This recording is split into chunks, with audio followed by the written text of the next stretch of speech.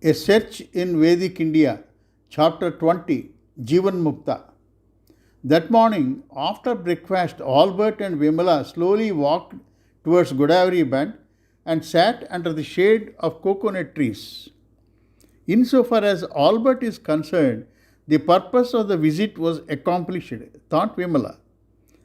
Since Swami suggested that she could take the help of Albert in continuing the self inquiry, she decided to make preparations to go back to Prem Swarup Ashram.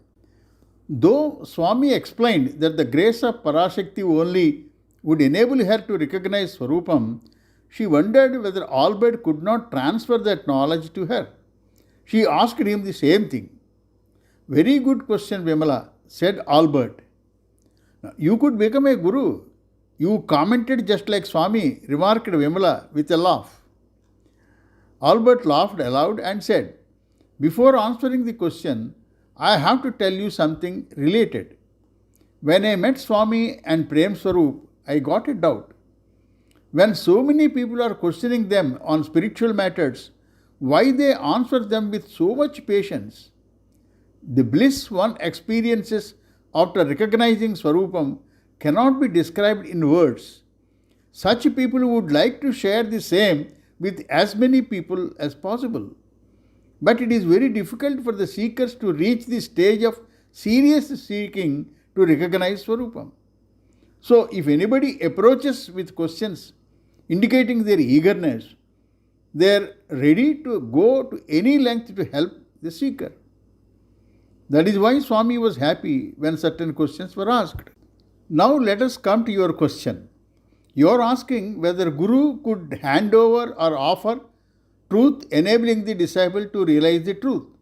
No, it is not possible even for the Guru to hand over it like a product. With the guidance of Guru, the seeker must recognize the truth himself. You have also asked what should be done or what should happen for one to recognize the truth. If you closely follow and apply what I am telling you now, you will not only understand but also will be free from ignorance. First, notice that you exist. In front of you, I exist. Those trees, the river, the hills, all exist. And also the space in between exists. That means the existence you are feeling is not limited to your body. The existence you are feeling is all pervasive and not limited. Now observe each of them. The trees exist and you are aware of them. River exists and you are aware of the river. Hills exist and you are aware of the hills. Space exists and you are aware of the space. If you are aware of all of them, it is implied that your awareness covered all of them. Existence and awareness being both formless are not limited to your body and all pervasive without any break. You just recognize that both your existence and awareness are not limited. Now you recognize that all those objects are fully covered by the existence and awareness which is their substance.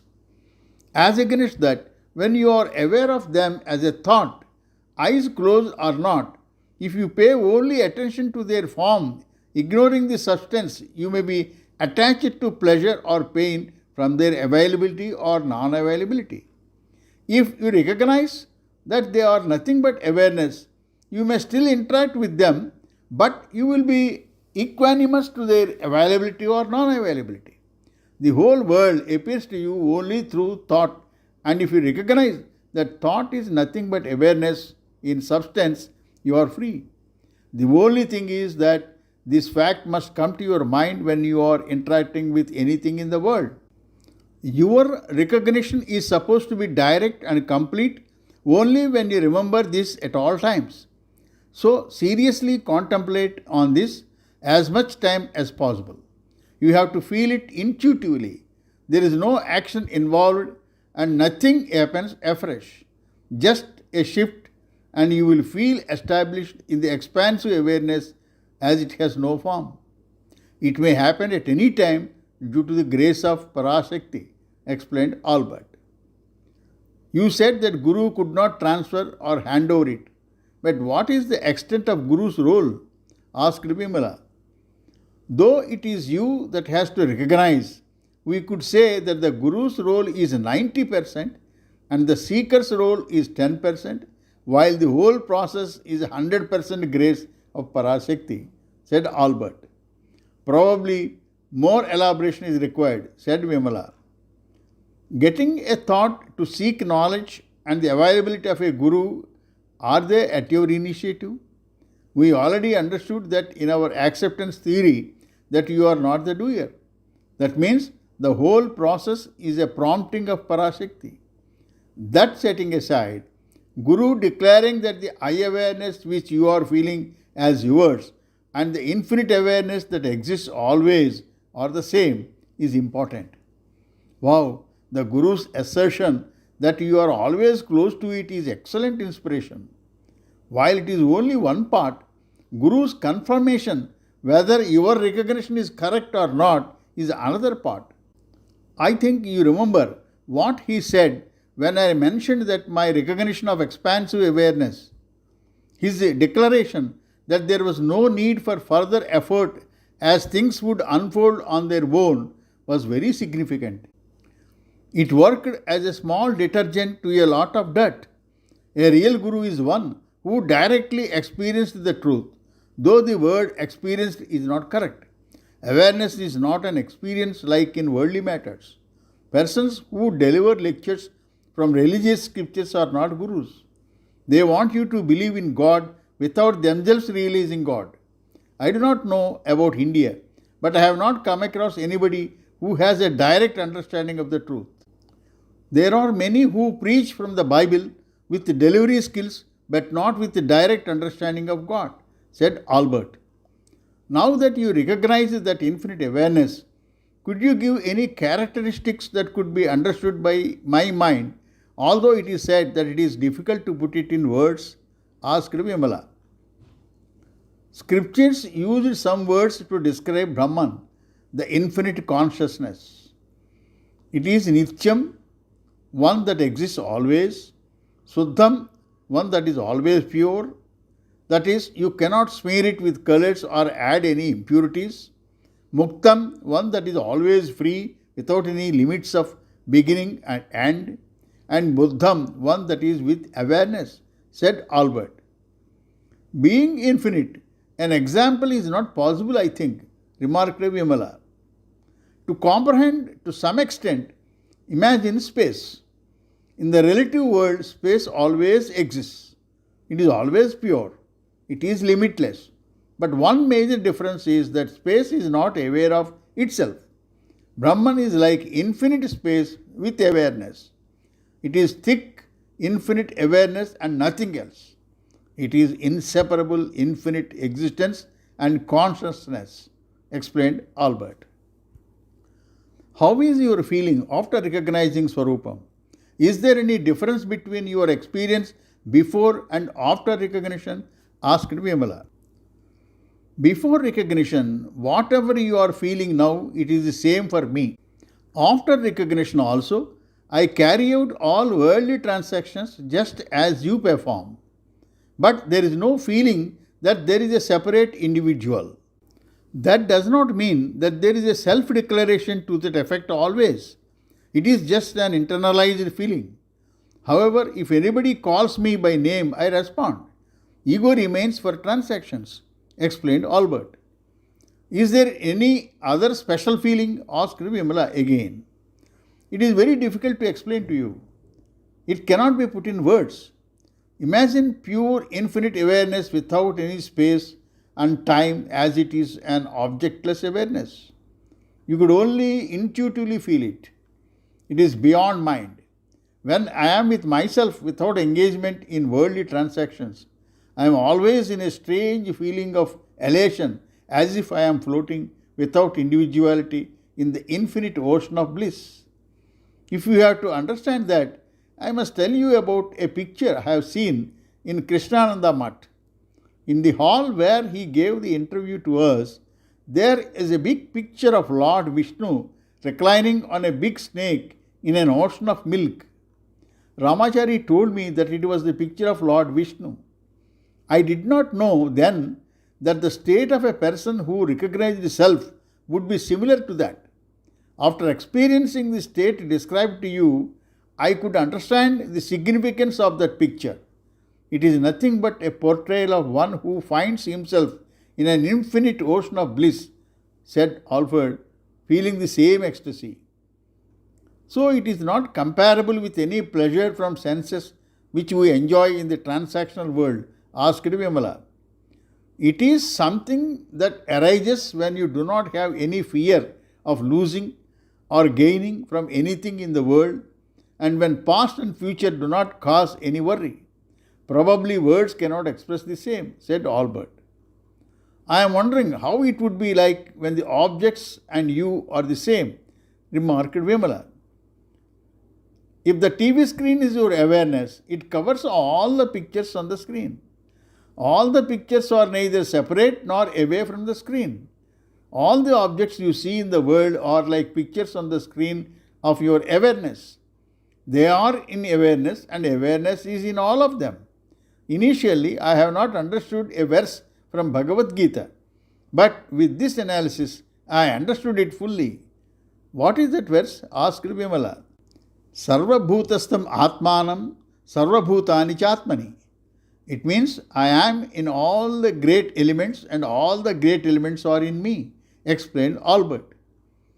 Albert again said, you have to notice one thing. I always wonder whenever it comes to my mind. Although there is no change at any time in eye awareness, as many covers are added over that, it has been pushed into background. Forgetting its existence, one is involved in the pleasures and pains of the transactional world. Unless one removes all those covers, one would not be able to recognize Swarupam. I am just describing what we know already from a different angle. All those covers are not there, but we are in the belief that those appearances are true.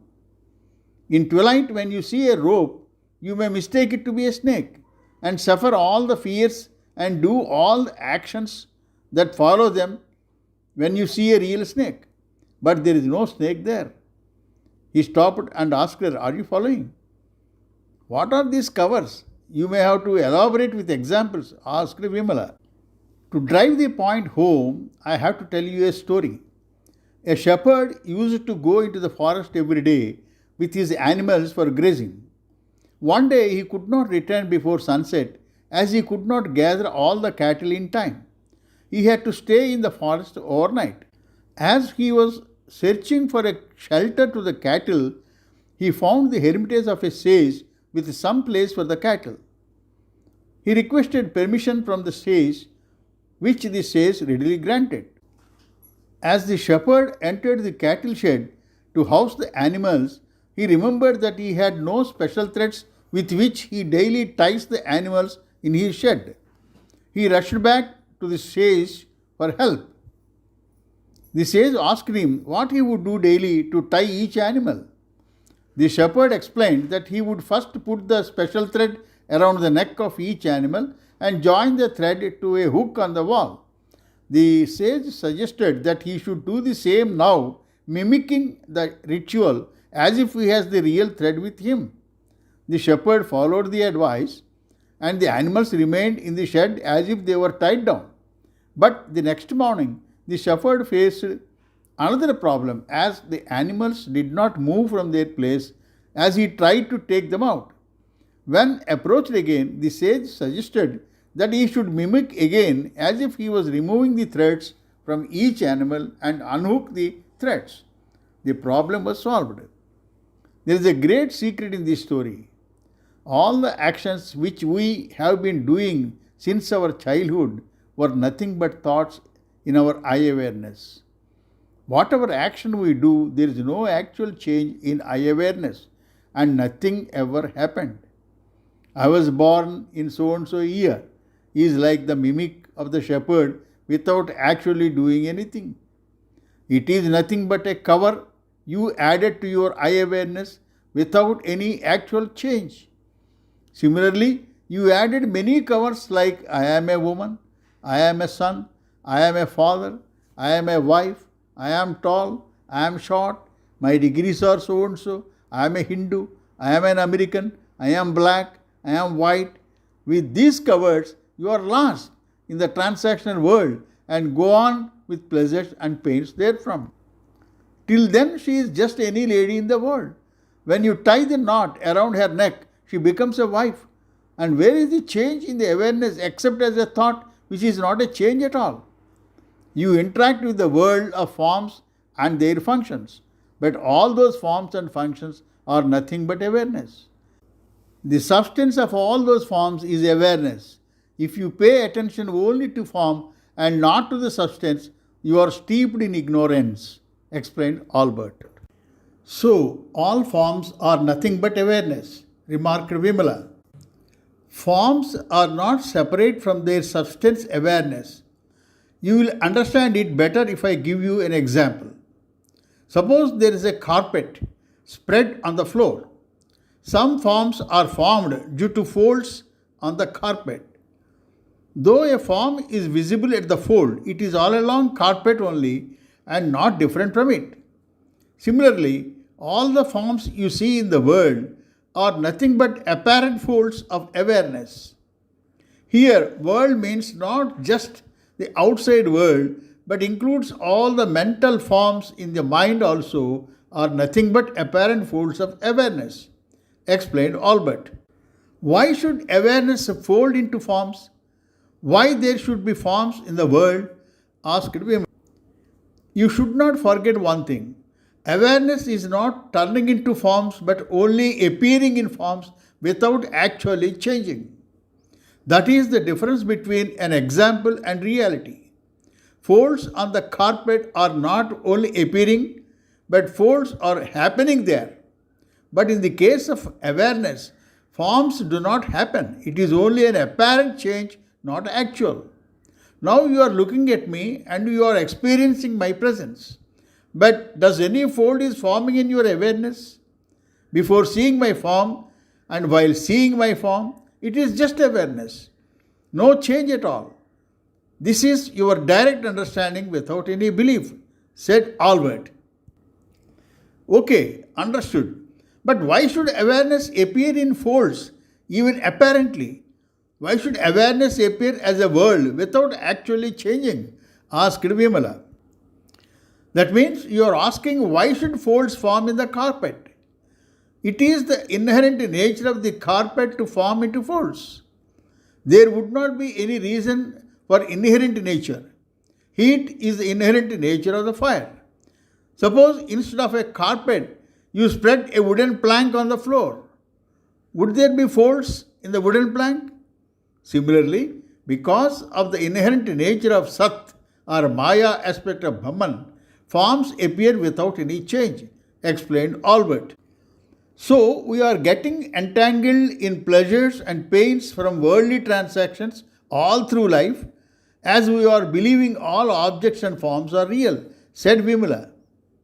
Why only this life? If you believe in reincarnation, it may continue to happen in millions of lives till self is recognized, said Albert. Extending your covers or awareness theory, patriotism and love towards one's country is also due to ignorance? Asked Vimala. We are not discussing the right or wrongs of worldly transactions. We have to think only how far they are helpful for our recognition of Swarupam. Right and wrongs that happen in dimensions of time and space are not fixed. The patriotism of people in undivided India before the partition of Pakistan is different from the patriotism of people after the partition. What is wrong at one time may be right at another time. Without going into them, we should give importance to the recognition of Swarupam. Time and space are part of Maya. Where are time and space in your deep sleep? Explained Albert. Then how to live in the world with all those covers on awareness? Asked Vimala. Hope you remember our acceptance theory or Sharanagati. Events happen, deeds are done, but there is no individual doer. If one believes the concept 100%, one could come out of any adverse effect or worldly transactions very quickly. Even in Advaita, when we know that all that exists is awareness, this ignorance of so many covers are only due to Sat aspect of Brahman without undergoing any change in itself, said Albert. Okay, all the ignorance is due to the power of Brahman only. In such a case, how to recognize Swarupam, overcoming ignorance? Asked Vimala. In the removal of ignorance, no action is involved, and due to the prompting of same Sat, investigation into I awareness would lead one to recognize Swarupam. In the acceptance theory, the individual gets thought from an unknown source which cannot be traced, while in Advaita, thought is the apparent manifestation of Sat. In both, there is no individual doer. Any effort to remove ignorance is not direct, as an investigation into awareness would operate on the removal of ignorance also. When you started a journey to Bangalore, your movement towards Bangalore would automatically move you away from Kaleshwaram. For that, no separate effort is needed, said Albert. It seems that the lecture cassettes given by Swami have helped you significantly, remarked Vimala. All those lectures are on Prasthanatrayam, the trinity to reach goal. Those three are Upanishads, Brahma Sutras, and Bhagavad Gita. Besides, there are lectures on Yoga Vasishta, Tripura Rahasyam, and Vedanta Panchadasi of Sri Vidyaranya, etc. They not only confirmed the truth I recognized, but gave excellent examples that helped me to explain the concepts to the seekers. Since consciousness is infinite, there cannot be an exact example 100% suitable. But there are many statements which enhance and confirm your understanding of the whole concept of Advaita worth remembering. They returned to the guest house for lunch.